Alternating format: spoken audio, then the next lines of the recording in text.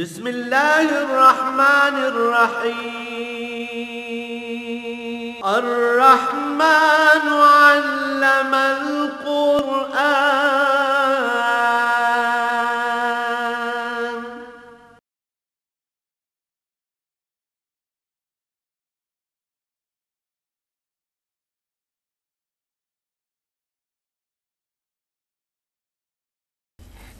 الحمد للہ رب العالمین والصلاة والسلام علی حبیبہ محمد وآلہ وصحبہ اجمعین۔ اعوذ باللہ من الشیطان الرجیم، بسم اللہ الرحمن الرحیم۔ ولا تؤتوا السفہاء اموالهم التي جعل اللہ لکم قیاما وارزقوہم فیہا واکسوہم وقولوا لهم قولا معروفا وابتلوا الیتامی حتی اذا بلغوا النکاح فإن آنستم منه رشدا فادفعوا إليهم أموالهم ولا تأكلوها إسرافا وبدارا أن يكبروا ومن كان غنيا فليستعفف ومن كان فقيرا فليأكل بالمعروف فإذا دفعتم إليهم أموالهم فاشهدوا عليهم وكفى بالله حسيبا۔ للرجال نصیب مما ترک الوالدان والاقربون وللنساء نصیب مما ترک الوالدان والاقربون مما قل منه او کثر نصیبا مفروضا۔ واذا حضر القسمة اولو القربى والیتامى والمساکین فارزقوهم منه وقولوا لهم قولا معروفا۔ وليخشى الذين لو تركوا من خلفهم ذرية ضعافا خافوا عليهم فليتقوا الله وَلْيَقُولُوا قَوْلًا سَدِيدًا۔ اللهم سبحانك لا علم لنا إلا ما علمتنا إنك أنت العليم الحكيم۔ مولاي صل وسلم دائما أبدا على حبيبك خير الخلق كلهم۔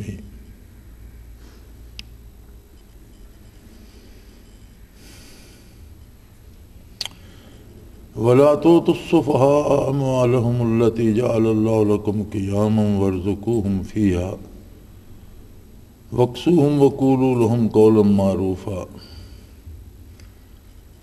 اور اگر ان یتیم بچوں میں سے جو آپ کے پاس رہ گئے ہیں وہ بڑے ہوتے ہیں اور ان میں وہ شعور نہیں ہے، سمجھ نہیں ہے، مال کو اپنے کو سنبھال نہیں سکتے، ضائع کر بیٹھنے کا اندیشہ ہو، تو انہیں کھانا اور کپڑا اچھی طرح سے مناسب جو گزارا ہے تمہارا جس معیار کا ہے اس معیار کا انہیں بھی کھانا اور کپڑا دو۔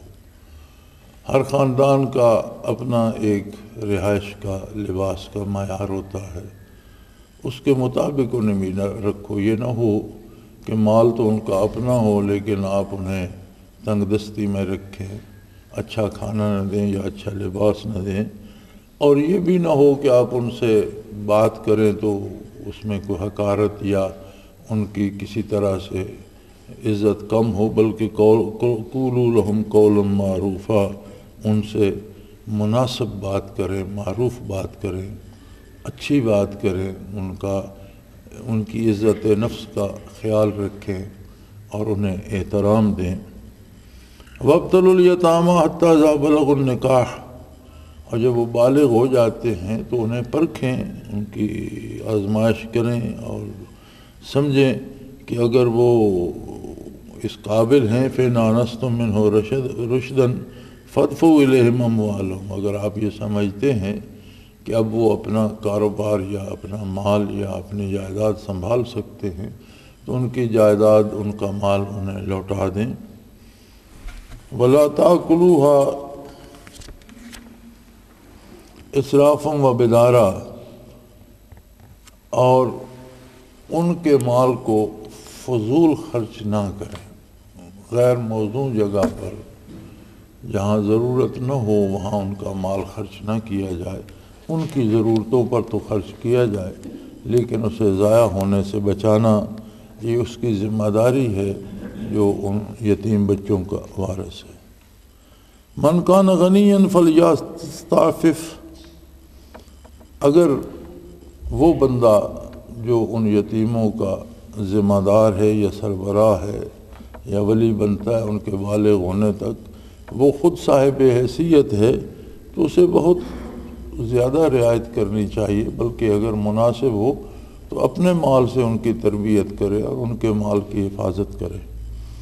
اور اگر وہ فقیر ہے، خود بھی اس کے پاس اپنے خرچ کے لیے بھی نہیں ہے، تو پھر ان کے مال کو معروف طریقے سے خرچ کرے، کہیں اس طرح سے خرچ نہ کرے جس پر اعتراض کیا جا سکے۔ معروف یہ ہوتا ہے کہ قابل اعتراض بات نہ کرے، یعنی جو معاشرے میں مقبول ہے وہ کام کرے۔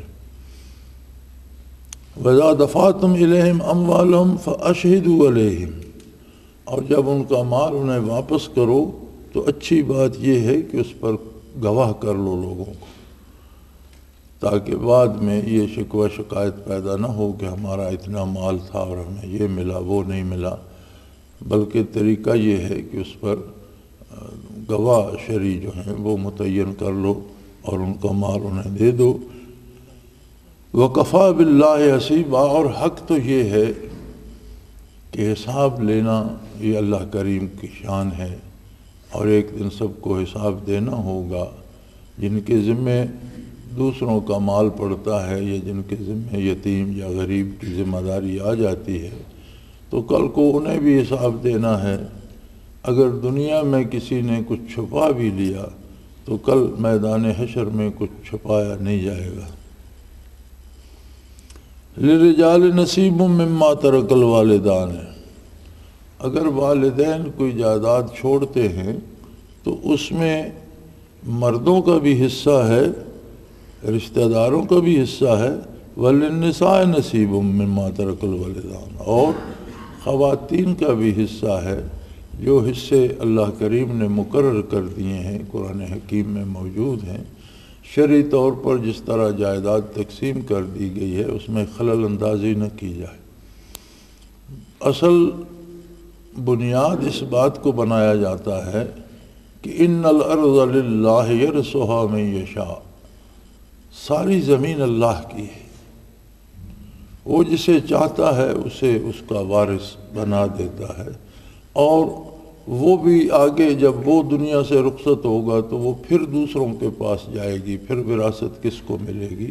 تو بہتر یہی ہے کہ جو اللہ کریم نے تقسیم بنائی ہے اس پر رکھا جائے، اس میں خلل اندازی نہ کی جائے۔ اگر جو بچوں کا حصہ بنتا ہے وہ بچوں کو پہنچے، جو بیٹیوں کا حصہ بنتا ہے وہ انہیں پہنچے، جو رشتہ داروں کا اور وارثان کا حصہ اللہ نے مقرر کیا ہے وہ ان تک پہنچے، اور یہ دیا جانا چاہیے۔ ہمارے ہاں چونکہ ہماری بر صغیر میں خصوصاً ہندوؤں سے بہت زیادہ، بعض مغل حکمرانوں نے بھی کوشش کی کہ ہندو مسلمانوں کو ایک جیسا کر دیا جائے، جن میں اکبر اعظم سر فہرست ہے، تو بہت سی رسومات غیر اسلامی جو ہیں وہ ہمارے ہاں در آئی ہیں، جن میں یہ بھی ہے کہ بچیوں کو اول تو جائیداد دی نہیں جاتی، اگر دی جاتی ہے تو برائے نام یا کہہ دیا جاتا ہے کہ جی بھائی آپ کا حصہ جو جائیداد میں تھا وہ آپ نے جہیز میں لے لیا۔ تو آپ جہیز کیوں دیتے ہیں اتنا کہ جائیداد کا حصہ جہیز میں دے دیا؟ یا تو بچوں سے یہ طے کریں کہ بھئی تمہارا جو جائیداد میں حصہ بنتا ہے وہ ہم آپ کو آج دے دیتے ہیں۔ یہ طے تو نہیں ہوتا، جہیز تو آپ اپنی شہرت کے لیے اور اپنی ناموری کے لیے دیتے ہیں، تو وہ اس حصے کو ختم نہیں کرتا۔ کسی کا جہیز دینا والدین کی جائیداد سے اس کے حصے کو ختم نہیں کرتا، بلکہ جو جس کا حق ہے وہ اسے ملنا چاہیے۔ اور یہ ساری باتیں اسلام کے اس بنیادی عقیدے پہ انحصار کرتی ہیں کہ بندے کا آخرت پہ یقین کامل ہو۔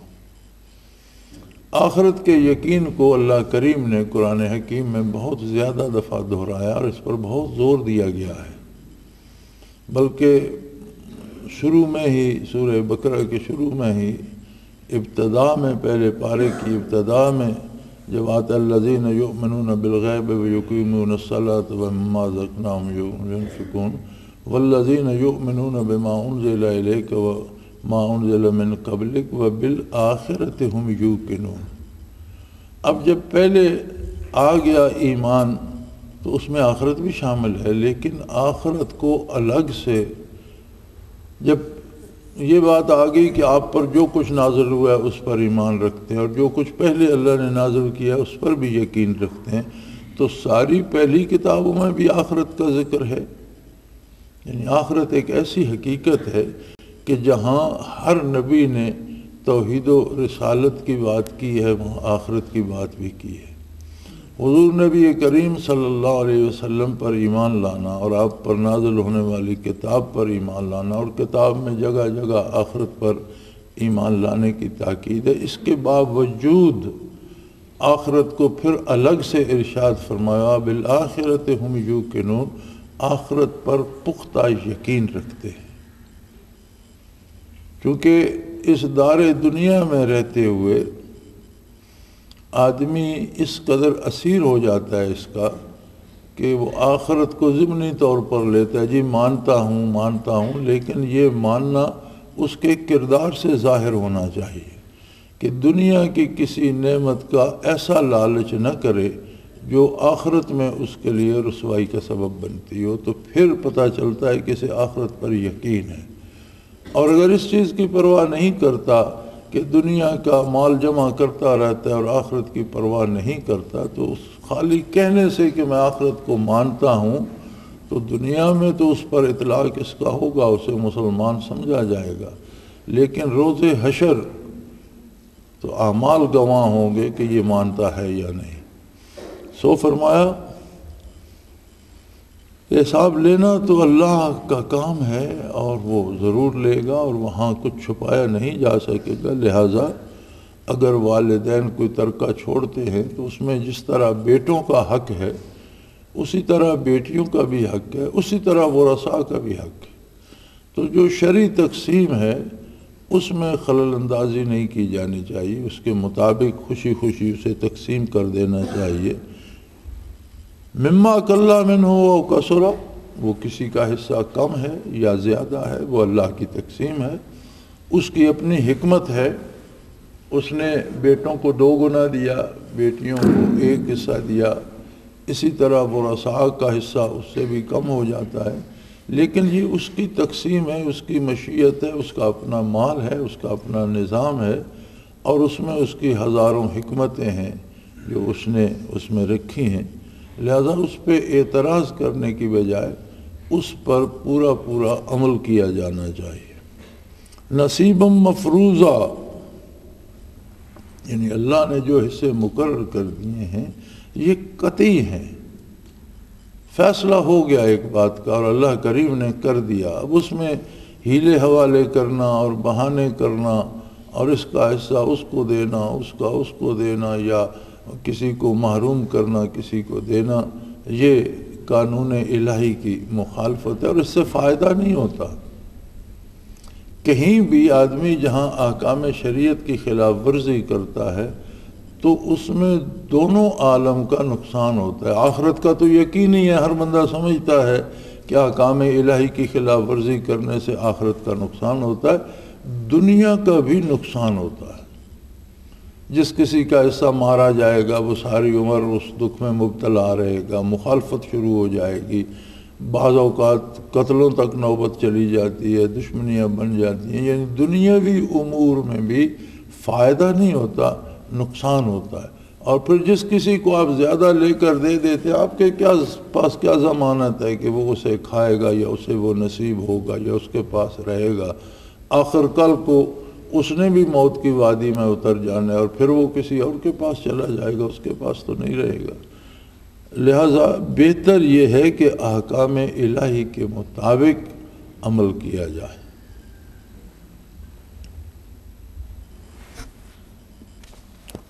وَإِذَا حَضَرَ الْقِسْمَةَ أُولُو الْقُرْبَى وَالْيَتَامَى وَالْمَسَاكِينُ فَارْزُقُوا مِنْهُمْ وَقُولُوا لَهُمْ قَوْلًا مَّعْرُوفًا۔ بلکہ حق یہ ہے کہ جب آپ حصے تقسیم کرتے ہیں، جائیداد کو تقسیم کرتے ہیں، تو رشتہ داروں کو، یتیموں کو، مساکین کو جن کا حصہ نہیں بنتا ان کو بھی ان میں سے اگر کچھ دے دلا دیں، کچھ کھانے کے لیے دے دیں، کچھ پہننے کے لیے دے دیں، تو اور اچھے طریقے سے دیں، انہیں محتاج سمجھ کر ان پر احسان نہ کریں، ان کی عزت نفس کو مجروح نہ کریں۔ اچھے طریقے سے دینا یہ ہوتا ہے کہ کسی کو دے کر اس پر احسان نہ جتلایا جائے، اسے یہ احساس نہ دلایا جائے کہ تمہارے پاس تو کچھ نہیں تھا، میں تمہیں دے رہا ہوں۔ سب کو سب کچھ اللہ دیتا ہے، اس کا اپنا ایک نظام ہے۔ تو اگر آپ اس میں سے کچھ غرباء کو، مساکین کو بھی اپنے حصوں میں سے اپنی رغبت سے دیتے ہیں تو اللہ کریم کے نزدیک اس کا بہت بڑا درجہ ہے، اور آپ کی خطائیں معاف فرماتا ہے اور اس پر ثواب اور اجر عطا فرماتا ہے۔ وَلْيَخْشَ الَّذِينَ لَوْ تَرَكُوا مِنْ خَلْفِهِمْ ذُرِّيَّةً ضِعَافًا خَافُوا عَلَيْهِمْ فَلْيَتَّقُوا اللَّهَ وَلْيَقُولُوا قَوْلًا سَدِيدًا۔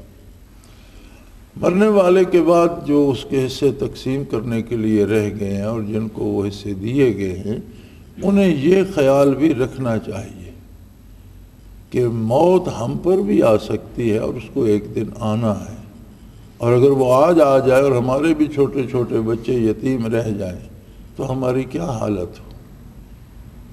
ہم کیا چاہیں گے کہ ان کے ساتھ کیسا سلوک کیا جائے؟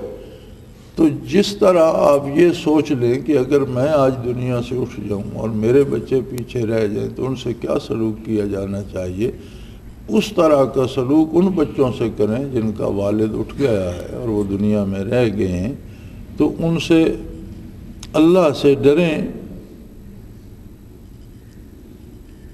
اللہ کریم کے احکام کی پابندی کریں۔ اللہ کریم سے ڈرنا جہاں بھی لکھا ہے اس سے مراد یہ ہے کہ اس کی ناراضگی سے ڈریں، ایسا کام نہ کریں جس سے اللہ کریم کے غضب کو آپ دعوت دے رہے ہیں۔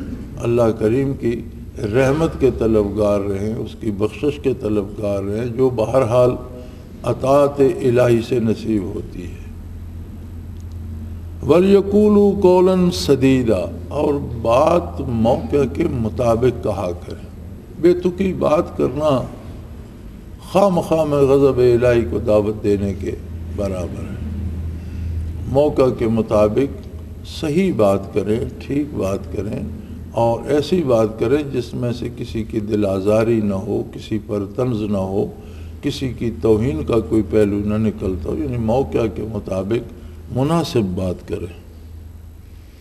ان الذین یاکلون اموال الیتامی ظلما فانما یاکلون فی بطونہم نارا وسیصلون سعیرا، اور اگر یتیم بچوں کا مجبور اور بے کس محض جو ہوتے ہیں، جو اپنا دفاع بھی نہیں کر سکتے، کوئی ان کا مال زیادتی کر کے کھاتا ہے تو وہ بچے اسے نہیں روک سکتے، لیکن اسے یہ دیکھنا چاہیے کہ وہ مال نہیں کھا رہا بلکہ وہ جہنم کی آگ اپنے پیٹ میں جھونک رہا ہے۔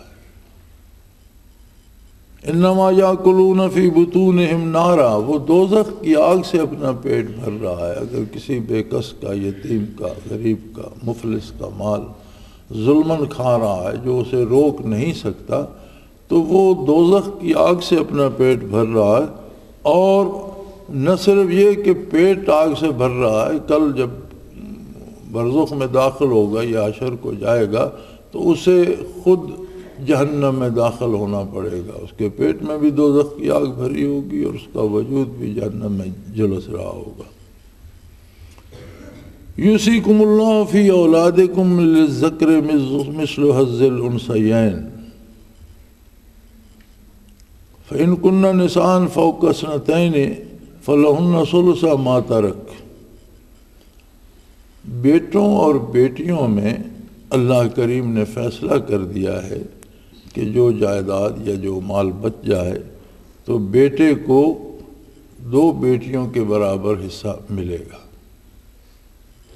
اگرچہ مغربی ذہن رکھنے والے جو خود کو روشن خیال کہتے ہیں وہ اس پہ بڑے اعتراضات بھی کرتے ہیں، لیکن اصولی طور پر بھی دیکھا جائے تو روزی کمانا اور خاندان کو پالنا یہ مرد کی ذمہ داری ہے، اور خواتین خانہ کی ذمہ داری روزی کمانا نہیں ہے، بلکہ مرد جو مال کما کر لاتا ہے اس کی حفاظت کرنا اور اسے ضرورت کے مطابق خرچ کرنا اور ضائع ہونے سے بچانا یہ خاتون کی ذمہ داری ہے۔ تو چونکہ مرد کی ذمہ داری زیادہ ہے، اس لیے اللہ کریم نے اس کا حصہ بچی کی نسبت بچے کا حصہ 2 گنا رکھا۔ اور حکمتیں اس میں جو ہیں وہ اللہ کریم جانتا ہے۔ اللہ کے ہر حکم میں بے شمار حکمتیں ہوتی ہیں جن کا احاطہ وہ خود ہی کر سکتا ہے۔ اور اگر لڑکیاں ہی ہوں اور وہ 2 سے زیادہ ہوں، یعنی ایک بندہ ایسا ہے جس کے لڑکے تو نہیں ہیں، صرف لڑکیاں ہی ہیں، اور وہ 2 سے زیادہ ہیں، 3 ہیں، 4 ہیں، فَلَهُنَّ ثُلُثَ مَا تَرَكَ، تو جو ترکہ رہ گیا ان میں سے تیسرا حصہ بچیوں کا ہوگا۔ اگر اس کا بیٹا نہیں ہے اور بیٹیاں 2 سے زیادہ ہیں تو پھر کل مال کا تیسرا حصہ بچیوں کا ہوگا۔ وَإِنْ كَانَتْ وَاحِدَةً فَلَهَا النِّصْفُ، اور اگر صرف ایک بیٹی ہے تو پھر جائیداد کا آدھا حصہ بیٹی کا ہوگا، باقی دوسرے وارثان کا ہوگا۔ اس کا کوئی بھائی ہے، کوئی بہن ہے، اور جو دوسرے وارث ہیں، یا والدہ زندہ ہے یا والد ہے، مرنے والے کی اگر والدہ زندہ ہے اس کو حصہ ملے گا، باپ زندہ ہے اس کو حصہ ملے گا، بھائی ہے، بہن ہے، اس کو ملے گا۔ اگر ایک ہی بیٹی ہے تو آدھا کل مال کا آدھا حصہ اسے ملے گا۔ وَلِأَبَوَيْهِ لِكُلِّ وَاحِدٍ مِّنْهُمَا السُّدُسُ مِمَّا تَرَكَ، اور اگر ماں اور باپ دونوں زندہ ہیں تو ان میں سے ہر ایک کے لیے چھٹا حصہ مال کا ماں کو بھی ملے گا اور باپ کو بھی ملے گا۔ اِن کَانَ لَهُ وَلَدٌ، اگر اس کے اولاد ہے تو پھر انہیں چھٹا حصہ ملے گا۔ فَإِن لَّمْ يَكُن لَّهُ وَلَدٌ وَوَرِثَهُ أَبَوَاهُ فَلِأُمِّهِ الثُّلُثُ، اور اگر اس کے اولاد ہے ہی نہیں، والدین رہ گئے ہیں، تو پھر اس کی ماں کو تیسرا حصہ ملے گا۔ فَإِن كَانَ لَهُ إِخْوَةٌ فَلِأُمِّهِ السُّدُسُ، اور اگر اس کے بھائی یا بہن زندہ ہیں مرنے والے کے تو پھر ماں کو چھٹا حصہ ملے گا۔ من بعد وصیت یوصی بها أو دین، اگر اس نے کوئی وصیت کر دی ہے یا اس کا قرض باقی ہے تو اس کی جائیداد سے اس کا قرض ادا کیا جائے گا اور اس کے بعد جائیداد تقسیم ہوگی۔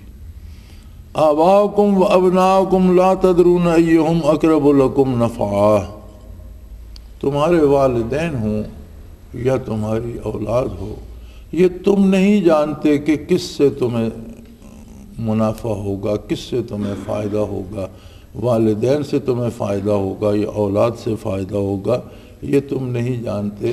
یہ باتیں اللہ کریم ہی جانتا ہے۔ کیا خبر والدین کا کردار کیا ہوگا، اور کون جانتا ہے اولاد کا کردار کیا ہوگا۔ لہذا فریضۃ من اللہ، ان اللہ کان علیما حکیما، اللہ کریم نے جس طرح تقسیم فرما دی ہے وہ فرض ہے، اور اسے اللہ کریم کا حکم سمجھ کر پورا کیا جانا ضروری ہے۔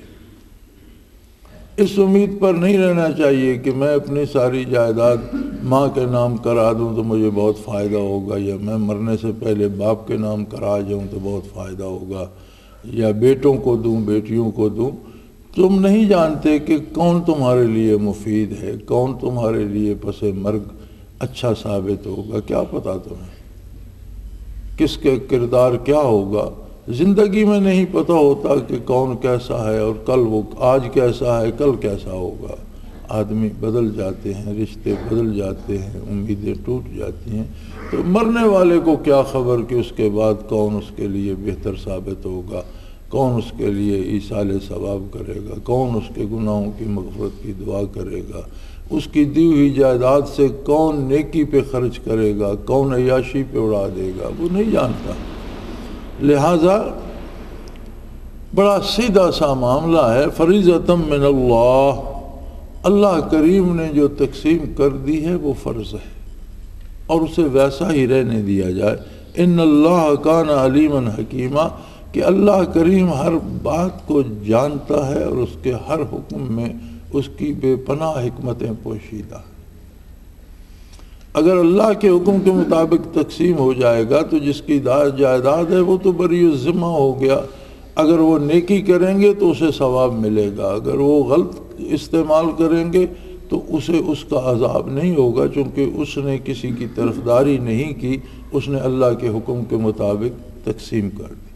لیکن اگر وہ طرفداری کر کے کسی کو زیادہ دے کے جائے گا تو پہلی بات تو یہ ہے کہ خود اللہ کے حکم کو توڑنے کا جرم اس نے کیا۔ پھر اگر وہ غلط خرچ کرتا ہے تو اس کی ذمہ داری بھی اس پر آئے گی، جتنا گناہ اسے ہوگا اتنا عذاب اسے بھی ہوگا۔ تو حقیقی زندگی جو ہے وہ ہمارے سامنے ہے، اور وہ آخرت کی ہے جو کبھی ختم نہیں ہوگی۔ تو وقتی طور پر رشتوں کا ایسا لحاظ یا ایسی تقسیم جو اخروی زندگی کو برباد کرے یا وہاں نقصان پہنچائے، اس سے کیا فائدہ؟ لہذا بہتر یہ ہے کہ فریضۃ من اللہ، اللہ کے حکم کی اطاعت کی جائے، اسے فرض سمجھا جائے، ضروری سمجھا جائے، اور اس کے مطابق عمل کیا جائے، اس لیے کہ اللہ کریم ساری باتیں جانتا بھی ہے، وہ علیم ہے، اور اس کے ہر کام میں بے پناہ حکمتیں ہوتی ہیں، وہ حکیم و دانا تر بھی ہے۔ وَلَكُمْ نِصْفُ مَا تَرَكَ أَزْوَاجُكُمْ إِن لَّمْ يَكُن لَّهُنَّ وَلَدٌ، اور اگر کسی کی بیوی فوت ہو جائے اور وہ صاحب جائیداد ہو اور اس کی اولاد نہ ہو تو اس میں سے نصف جو ہے وہ اس کے خامند کو ملے گا۔ فَإِن كَانَ لَهُنَّ وَلَدٌ، اور اگر اس کے اولاد ہے، فَلَكُمُ الرُّبُعُ مِمَّا تَرَكْنَ مِن بَعْدِ وَصِيَّةٍ يُوصِينَ بِهَا أَوْ دَيْنٍ، تو پھر اس کا اگر اس کے ذمے کوئی قرض وغیرہ ہے تو وہ اتار کر چوتھائی خامند کو ملے گی، اور باقی اس کی اولاد کو اور دوسرے وارثان میں تقسیم ہوگی۔ فَإِن كَانَ لَكُمْ وَلَدٌ فَلَهُنَّ الثُّمُنُ، اور اگر مرد فوت ہو جاتا ہے اور اس کی اولاد ہے تو 8واں حصہ بیوی کو ملے گا۔ اگر اس کا کوئی قرض تھا یا اس نے کسی کو کچھ دینا تھا تو وہ دے دلا کر جو بچے گا اس کا 8واں حصہ بیوی کو ملے گا۔ وَإِن كَانَ رَجُلٌ يُورَثُ كَلَالَةً أَوْ امْرَأَةٌ وَلَهُ أَخٌ أَوْ أُخْتٌ فَلِكُلِّ وَاحِدٍ مِّنْهُمَا السُّدُسُ، اگر کوئی ایسا مرد فوت ہو جاتا ہے جس کی اولاد یا بیٹے بیٹیاں نہ ہوں اور اس کے بھائی ہوں اور بہنیں ہوں، تو فَلِكُلِّ وَاحِدٍ مِّنْهُمَا السُّدُسُ، تو اس کی بہنوں کو، یا ایک بہن ہو تو اس بہن کو یا ان دونوں میں سے ہر ایک کو چھٹا حصہ ملے گا۔ ایک بھائی ہو ایک بہن ہو تو چھٹا حصہ ان کا ہوگا۔ فَإِن كَانُوا أَكْثَرَ مِنْ ذَلِكَ فَهُمْ شُرَكَاءُ فِي الثُّلُثِ مِنْ بَعْدِ وَصِيَّةٍ يُوصِي بِهَا أَوْ دَيْنٍ، اگر ایک بھائی اور ایک بہن سے زیادہ ہوں تو وہ سارے کل مال کے تیسرے حصے میں حصے دار ہوں گے برابر کے، اس کی قرض وغیرہ اور جو کچھ اس نے دینا ہے وہ ادا کرنے کے بعد، غیر مضار، بشرطے کہ کسی کو کوئی نقصان نہ پہنچایا جائے، جو جس کا حصہ شرعی بنتا ہے اسے دیا جائے۔ وصیۃ من اللہ، یہ اللہ کریم کا فیصلہ ہے۔ واللہ علیم حکیم، اور اللہ کریم بہتر جاننے والے بھی ہیں، اور ان کے احکام حکمت و دانائی سے پر ہوتے ہیں، اور اس میں لاکھوں حکمتیں ہوتی ہیں۔ تلک حدود اللہ ہے، یہ اللہ کی مقرر کردہ حدود ہے۔ ہمیں دنیا کا لالچ وقت نزع بھی نہیں چھوڑتا، اور مرنے سے پہلے بھی ہمیں یہ فکر ہوتی ہے کہ جو جائیداد ہے میں تو مر رہا ہوں، یہ فلاں کو دے دوں، فلاں کو محروم کر دوں۔ فرمایا ایسا نہ کیا جائے، یہ بھی اللہ کی حدود ہیں۔ تلک حدود اللہ، اللہ کی مقرر کردہ حدود ہیں، اور اللہ کی مقرر کردہ حدود کو توڑا نہ جائے۔ وَمَن يُطِعِ اللَّهَ وَرَسُولَهُ يُدْخِلْهُ جَنَّاتٍ تَجْرِي تَحْتَهَا الْأَنْهَارُ خَالِدِينَ فِيهَا وَذَلِكَ الْفَوْزُ الْعَظِيمُ، کامیابی اللہ اور اللہ کے رسول صلی اللہ علیہ وسلم کی اطاعت میں ہے۔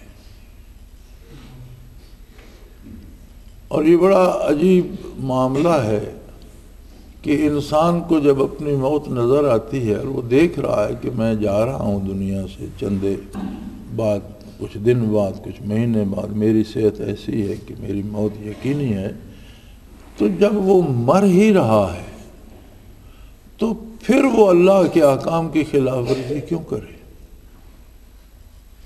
یعنی وہ جائیداد اس کے کام سے تو گئی، وہ تو دنیا سے جا رہا ہے، تو اسے یہ اللہ کی مقرر کردہ حدود ہیں اور اس کے مطابق رہنے دینا چاہیے۔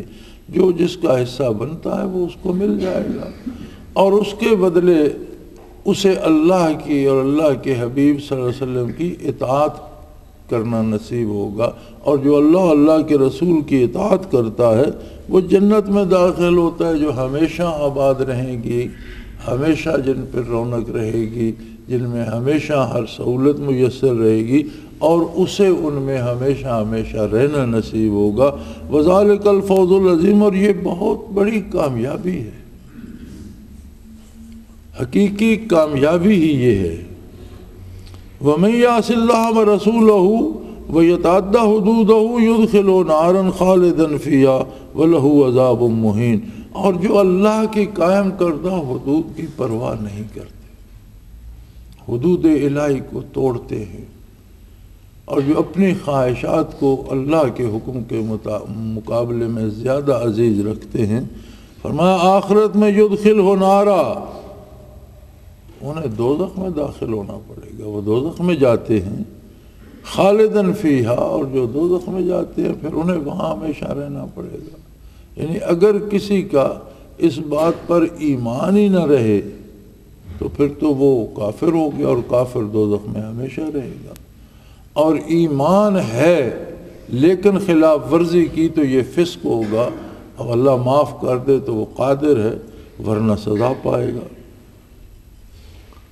وَلَهُ عَذَابٌ مُّهِينٌ، اور ایسے لوگوں کے لیے جو دنیا میں اللہ کے رسول کے احکام کی پرواہ نہیں کرتے، ان کے لیے نہ صرف عذاب ہوگا بلکہ ان کے لیے ذلت کے عذاب ہوں گے۔ یعنی عذاب الہی تو اللہ پناہ دے ویسے ہی عذاب ہے، اس کے ساتھ ذلت اور رسوائی بھی منسلک کر دی جائے گی، اور انہیں ذلت کا عذاب ہوگا۔ اللہ کریم اپنے عذابوں سے محفوظ رکھے۔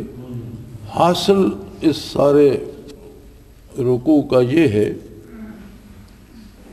کہ کسی بھی معاملے میں، وہ جائیداد کا ہو یا مال کا ہو، وہ یتیموں کا ہو، مظلوموں کا ہو، بے بسوں کا ہو، اس معاملے میں عظمت الہی کو سامنے رکھنا چاہیے۔ جس کا حق بنتا ہے اگر وہ بولنے کے قابل نہیں ہے تو اللہ کریم کا انصاف کہاں جائے گا؟ اللہ کریم تو موجود ہے، اور اس کے روبرو ہمیں حساب دینا ہے، اور دنیا میں کوئی کتنے دن جی لے گا؟ جب دنیا کو چھوڑ ہی جانا ہے تو پھر اس میں چھوڑتے وقت بھی اس میں لالچ کرنا یہ کوئی اچھی بات نہیں، بندہ مومن کو زیب نہیں دیتا۔ اللہ کریم سب کو ہدایت دے، ہم کو، آپ کو، مرنے والوں کو، باقی رہنے والوں کو ایمان پہ قائم رکھے۔ وآخر دعوانا ان الحمدللہ رب العالمین۔ اللہ اللہ اللہ اللہ اللہ اللہ اللہ اللہ۔